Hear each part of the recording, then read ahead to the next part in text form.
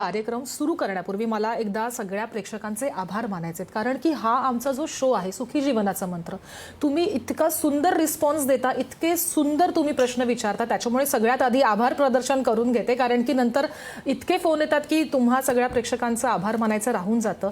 अतिशय सुंदर हा कार्यक्रम दहीफळे सर आपल्याला मार्गदर्शन करत आलेले आहेत गेल्या अनेक वर्षांपासून. अतिशय जागरूक करत आहेत ते आपल्याला. लैंगिक आरोग्य कसं छान राहायला पाहिजे, तुमचं लैंगिक आयुष्य कसं सुंदर राहायला पाहिजे याच्यासाठी सर मार्गदर्शन करत असतात. आपण कार्यक्रम सुरू करायचा आहे, पण त्याच्या आधी पाहूया डॉक्टर दहीफळे सर यांच्या अचीव्हमेंट्स बद्दलची ही माहिती व्हिज्युअल्सच्या माध्यमातून.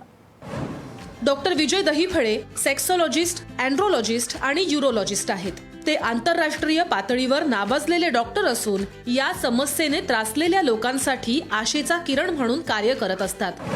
डॉक्टरांची क्लिनिक्स छत्रपती संभाजीनगर, पुणे, दादर, नेरूळ, खारघर, कल्याण, नाशिक, नागपूर व दुबई इथे आहेत. डॉक्टर विजय दहीफळे हे देशविदेशात जाऊन लैंगिक शिक्षण या विषयावर मार्गदर्शन करत असतात. तर सगळ्यात आधी आपण सरांचं स्वागत करूयात. सर, खूप खूप स्वागत आहे तुमचं कार्यक्रमात. नमस्कार. तर आजचा आपला विषय आहे स्त्री पुरुषांमधली कमजोरी आणि डायबिटीज. तर नेमकं काय करायचं, कारण की हा विषय आपण मागच्याही आठवड्यात घेतला होता, पण डायबिटीज या विषयाबद्दल एका एपिसोडमध्ये बोलणं, त्याचे प्रश्न शक्य नाही, त्याच्यामुळे हा विषय आम्ही पुन्हा एकदा घेतलेला आहे मागच्या शनिवारी सुद्धा आणि या शनिवारी सुद्धा. तेव्हा तुमच्या मनात काही प्रश्न असतील तर आम्हाला नक्की फोन करा. तुमच्या स्क्रीनवरती सध्या काही नंबर्स फ्लॅश होत आहेत, त्याच्यावरती तुम्ही आम्हाला फोन करू शकता आणि तुमच्या मनातले ज्या काही शंका आहेत, जे काही प्रश्न आहेत ते विचारू शकता. आणि मघाशी मी सगळ्या प्रेक्षकांचे आभार मानलेले आहेत, पण स्पेशली आभार मानायचे आहेत माझ्या मैत्रिणींचे, महिला लेडी कॉलरचे, कारण की त्यांनी हा शो अतिशय वेगळ्या उंचीवरती नेऊन ठेवलेला आहे. आणि पुन्हा एकदा सरांचं मी अभिनंदन करते की तुमच्यामुळे तुम्ही इतकं सुंदर त्यांना मार्गदर्शन करत आलेलं आहे आणि त्याच्यामुळे महिलांचे फोन खूप वाढलेले आहेत. नक्कीच. आणि ते आपल्या या शोचं यश आहे. आणि घरामध्ये जर सर्वांना सुखी राहायचं असेल तर अगोदर महिला सुखी झाली पाहिजे, आणि अर्थातच दोघेही, पण पहिला घटक त्या झाल्या तर पूर्ण कुटुंब सुखी राहतं. नक्कीच. डायबिटीज हा खूप महत्त्वाचा विषय. मला वाटतं आपला मागचा एपिसोड कसा संपून गेला, इतके किती प्रश्न आले, प्रश्न बाकी आहेत. नक्कीच. आणि म्हणून आपण हा डायबिटीज बद्दल पुन्हा बोलतो आहोत.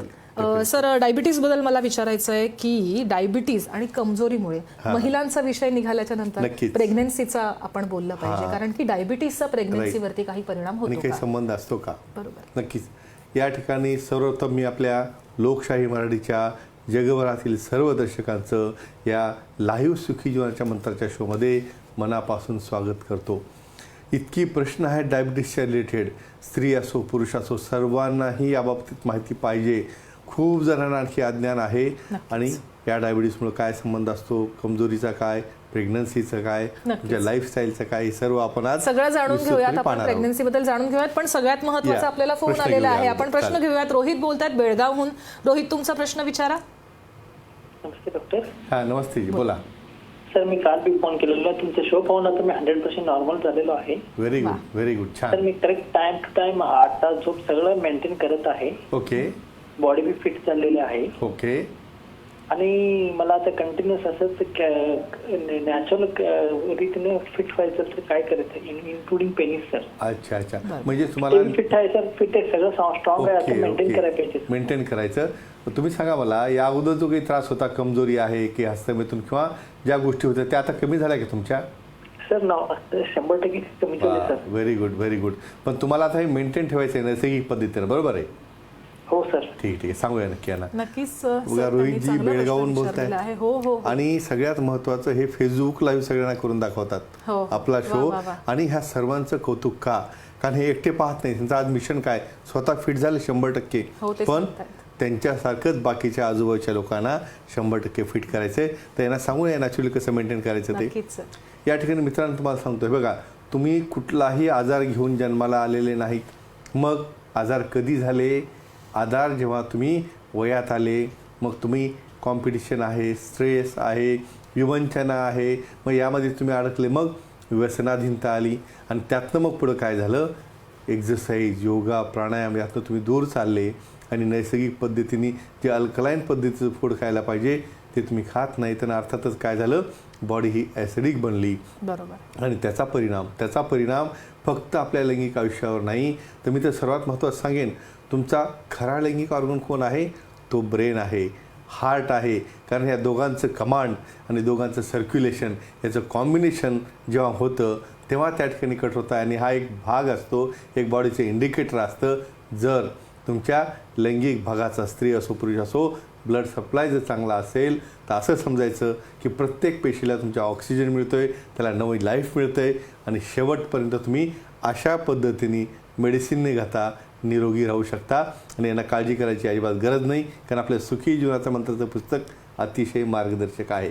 नक्कीच, म्हणजे मेडिसिन खायची गरज नाही हे एक डॉक्टर सांगतात. त्याच्यामुळे तुमचं एकदा कौतुक आहे की नॅचरल पद्धतीने तुम्ही जर निरोगी राहिलात तर तुम्हाला कोणतंही औषध खायची गरज नाही. तर आपल्याला पहिला फोन येतोय लेडी कॉलरचा. आपल्या पल्लवी बोलतायत पुण्याहून. पल्लवी, तुमचा प्रश्न विचारा. Hello sir. बोला. नमस्ते जी, बोला. सर, डायबिटीज मध्ये पुरुषांच्या कमजोरीच्या सर्व ट्रीटमेंट निकामी झाल्या तर त्यावर काय ट्रीटमेंट असते त्याबद्दल माहिती सांगा. नक्कीच, अवघड कौतुक प्रश्न आहे. विचारला. अवघड प्रश्न विचारलाय आणि खूप सुंदर प्रश्न विचारलाय.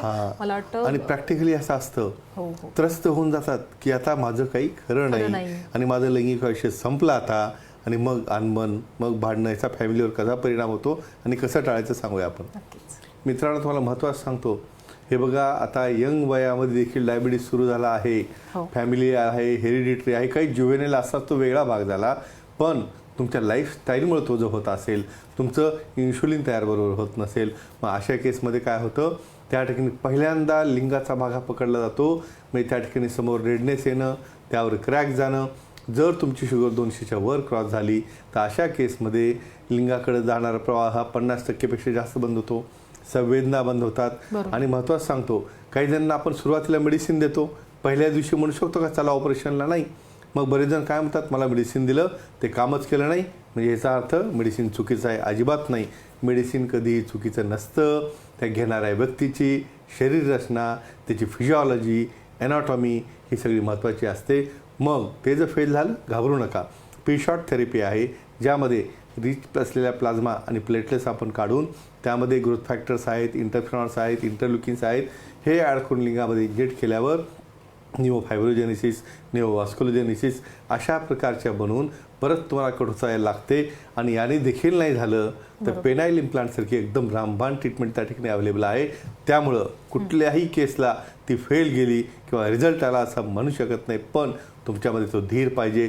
जसं तुमचं वय वाढत चाललं, ते बदल होत चालले, त्या बदलाला अनुसरून तुम्हाला ॲक्सेप्ट करायचं आहे. आणि ए पार्टनी होईल का बी पार्टनी होईल का सी पार्टनी होईल, रिझल्ट तर नक्कीच आहे, पण स्टेप बाय स्टेप जावं लागेल. तुम्हाला नक्कीच चांगला रिझल्ट मिळेल. त्यामुळे डायबिटिकवाले देखील काळजी न करता नेहमीसाठी परमनंटली ट्रीटमेंट घेऊ शकतात. त्यामुळे नक्कीच यांनी विवंचना करून एक महत्त्वाचा प्रश्न होतो, लग्नाच्या अगोदर डायबिटीस असेल तर, आणि किंवा लग्न झाल्याबरोबर लगेच झाला तर, म्हणून कशालाही घाबरू नका. कोणाला काहीतरी होणारच आहे, पण ट्रीटमेंट आहेत. नक्की ट्रीटमेंट आहे. तज्ज्ञांना भेटणं हे खूप गरजेचं आहे, कारण की जर औषध यूज नाही झालं, त्याचा उपयोग नाही झाला, तर तुम्ही थेरपीज ज्या आहेत sir, O short therapy, P short therapy बद्दल कायम सांगत असतात. आपल्याला अजून एक फोन येतोय अंबरनाथहून. श्रुती आपल्याशी बोलताय. श्रुतिका, तुमचा प्रश्न विचारा. बोला श्रुतिका. बोला, ऐकतोय आम्ही. हा, हॅलो. हा, ऐका. हॅलो, माझं वय 41 आहे आणि आता म्हणजे मेनोपॉज झालाय, म्हणजे काय पिरियडच मला 5-7 महिने आला नाही. तर त्याच्याबद्दल म्हणजे कशाने काय असं, म्हणजे एवढ्या लवकर बंद होऊ शकतो का? अच्छा, म्हणजे मेनोपॉज झाला आहे आणि त्यामुळे तुमच्या मला असं वाटतंय. असं वाटतं, पण त्यामुळे काही तुमच्या लैंगिक आयुष्यावर परिणाम झालाय का?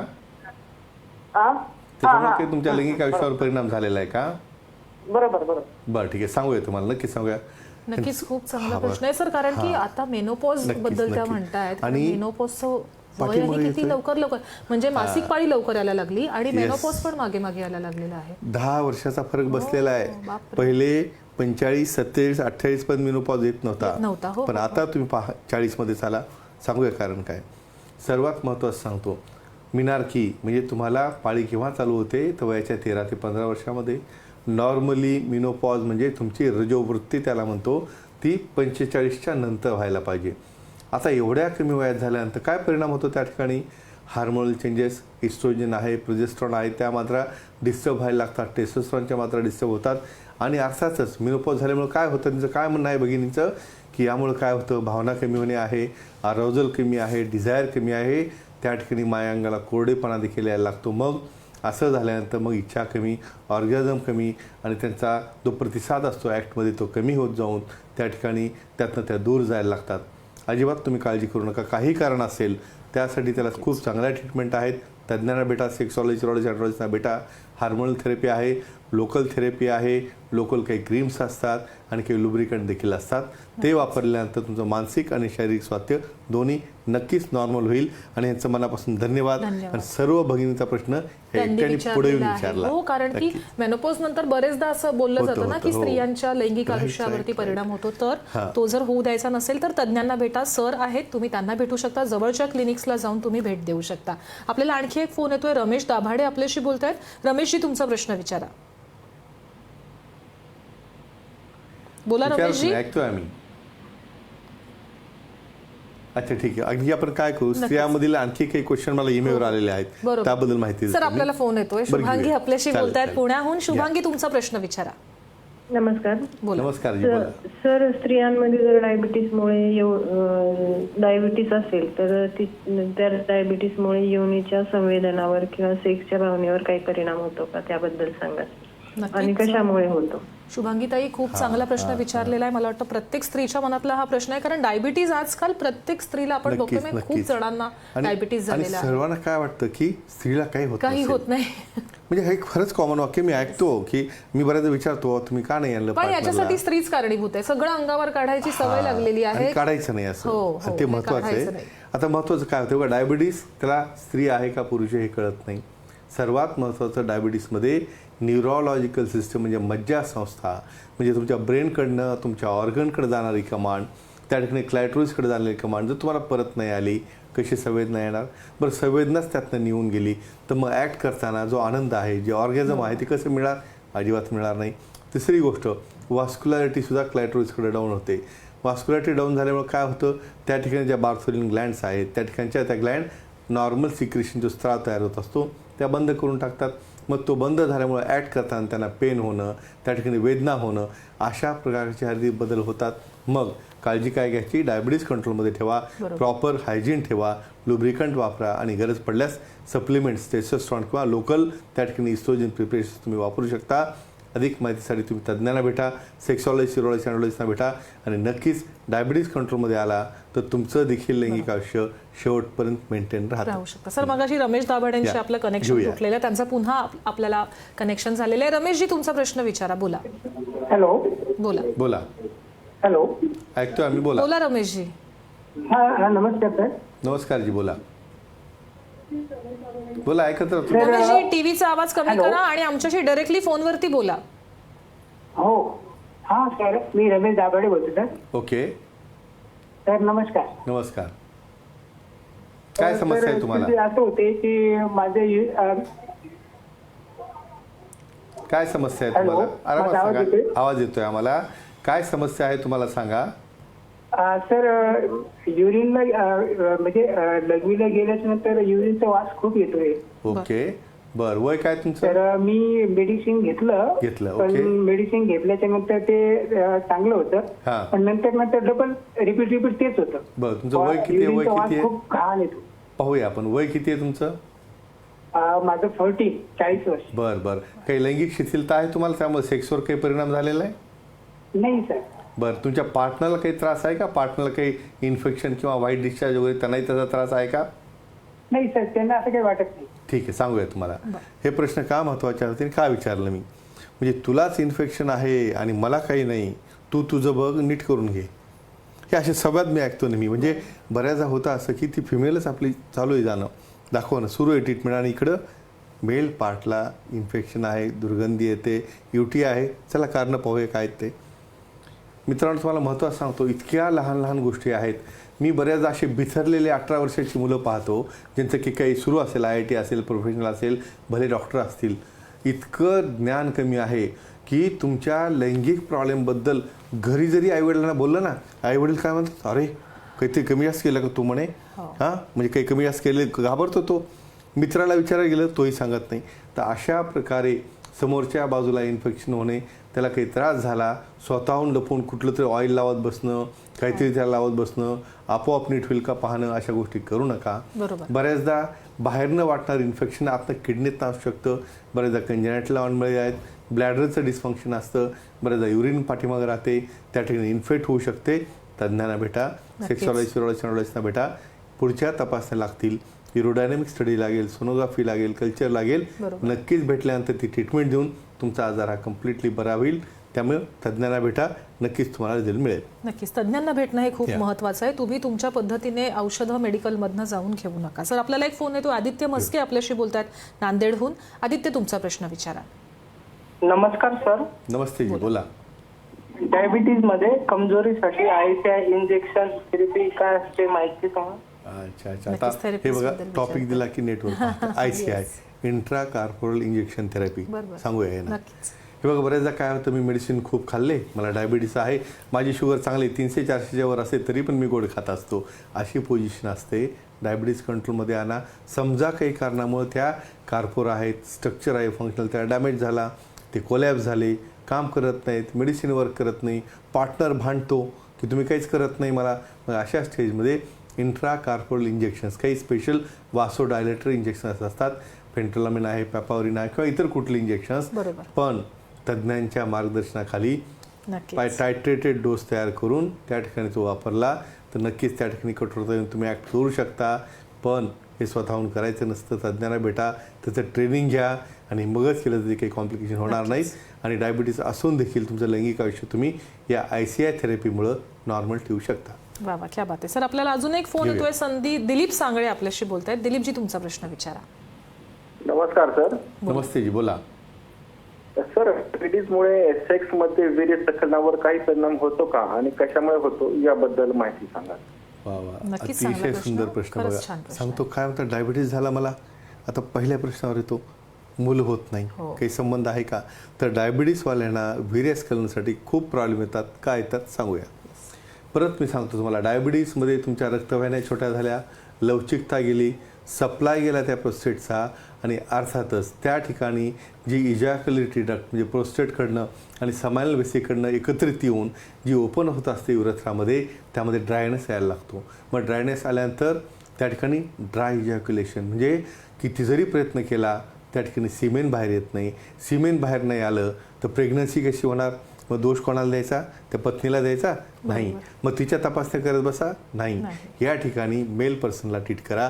आणि डायबिटीसच्या न्यूरोवास्क्युलर पॅथीमुळं सप्लाय डॅमेज होतो आणि ह्या डॅमेजमुळं वीर्यस्खलन व्हायला प्रॉब्लेम येतो, ड्राय इजॅक्युलेशन याला म्हणतात. तज्ज्ञांना भेटा, नक्कीच चांगला रिझल्ट मिळेल. नक्कीच. आपल्याला सर आणखी एक फोन येतोय, एकता आपल्याशी बोलतायत. एकताजी, तुमचा प्रश्न विचारा. सर नमस्कार. सर नमस्कार जी, बोला. सर, जोडप्यांमध्ये जर स्त्रीला डायबिटीस असेल तर तो तिच्या पार्टनरला होऊ शकतो का. आता काय प्रश्न पाहिलं. समजा स्त्रीला आहे, म्हणजे मिसेसला डायबिटीस आहे, हजबंडला होऊ शकतो का. होऊ शकतो. हां, याच्यावर एक स्टडी झालेली आहे मोठी. फॉर एक्झाम्पल तुम्हाला महत्त्वाची गोष्ट सांगतो. हे बघा, ह्या सर्व गोष्टी ह्या सायंटिफिक बेस असतात, आधारित असतात. एका स्टडीमध्ये असं पाहिलेलं आहे की फिमेल्सला डायबिटीस असल्यानंतर मेल हा स्ट्रेसमध्ये येतो. हे कारण फार महत्त्वाचं आहे शिल्पाजी. मेल स्ट्रेसमध्ये येतो, तिच्या अडचणीमुळं हा जास्त प्रॉब्लेममध्ये येऊन, स्ट्रेसमध्ये येऊन तिची ट्रीटमेंट मी कशी करू, किंवा तिच्या या डायबिटीसमुळं माझं लाईफ काय होईल. बघा, स्ट्रेस हे one of the common factor आहे डायबिटीसचं. म्हणून पार्टनरला डायबिटीस झाला म्हणून तुम्ही स्ट्रेस घेऊ नका, तुम्ही त्याची मदत करा, हेल्प करा. तुमच्या पार्टनरला डायबिटीस होणे ही तुमची चूक आहे का. नाही. तर एक स्पेशल ह्या स्टडीमध्ये ऑब्झर्वेशन केलेलं आहे. दोघंही आनंदी राहणं, खुश राहा, आनंदी राहा, एक्सायटेड राहा. नक्कीच या डायबिटीसवर तुमचा परिणाम होऊन तुम्ही दोघंही आनंदी व्यवस्थित डायबिटीस कंट्रोलमध्ये राहाल.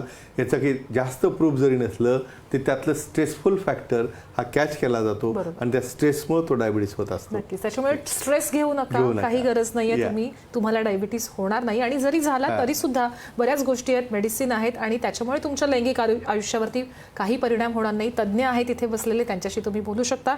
आपल्याला आणखी एक फोन येतोय, प्रकाश जोशी आपल्याशी बोलतायत. प्रकाशजी, तुमचा प्रश्न विचारा. बोला, ऐकतोय आम्ही. बोला प्रकाश. हॅलो. म्हटलं तर आमचं आहे ना सर, तर तेवढेच 1 सेकंदातच युरिया काढून जातो. बरं बरं, ठीक. वय काय तुमचं. 58. काही डायबिटीज बीपी आहे? सेक्स करताना सेकंदात बरोबर. युरिया गळून जातो. वेळेस कळलं होतं, सांगूया यांना. बघा, वय का विचारलं, वयाचा काय संबंध आहे? 57 आहे ना? Very good. तरी मी तुम्हाला उत्तर देतो, काही काळजी करू नका, तुम्हाला ट्रीटमेंट देता येईल चांगली. या ठिकाणी महत्त्वाचं सांगूया, बघा काय संबंध असतो वीर्यस्खलन इतक्या कमी वेळात होण्याचा. महत्त्वाची गोष्ट सांगतो तुम्हाला की बऱ्याचदा कमजोरी, शीघ्रपतन, लहान लिंग हे ट्रायड असतं. या ठिकाणी डायबिटीसवाल्यांना ही कमजोरी ऑलरेडी आलेली असते. समजा तुमच्याकडे कठोरताच नसेल तर कशा पद्धतीने तुम्ही पूर्ण 10-15 मिनटं क्रिया करून समोरच्या पार्टनरला सॅटिस्फाय कराल, हे त्या ठिकाणी पॉसिबल होत नसतं. परत मग यामुळं दोघात भांडणं होणं, अनबन होणं. आणि शिल्पाई तुम्हाला सांगतो, 28% डायव्होर्सेस हे फक्त शीघ्रपतनमुळे होतात. खूप काळापर्यंत सहन करतात महिला, पण त्यानंतर एका लिमिटनंतर तुमची जो भूक असेल, पण तुम्हाला जेवायला जर नाही दिलं, अर्थात तुम्ही त्याला कंट्रोल करू शकत नाही. पण हा सुखी जीवनाचा मंत्र आम्ही का उभा केलेला आहे, तर इथून पुढे जो हा शो पाहतील, स्वतः तर नीट होणारच, स्वतःही पाहणार आणि तुमची जी मुलं आहेत ना घरातली, त्यांना देखील हा शो पाहू द्या.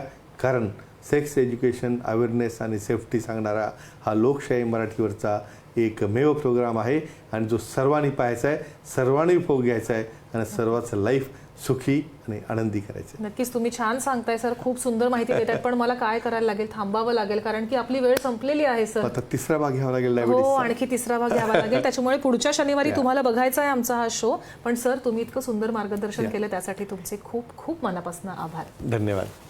आणि पुढच्या शनिवारी पुन्हा भेटायचंय. आता इथेच थांबतेय. नमस्कार. नमस्कार.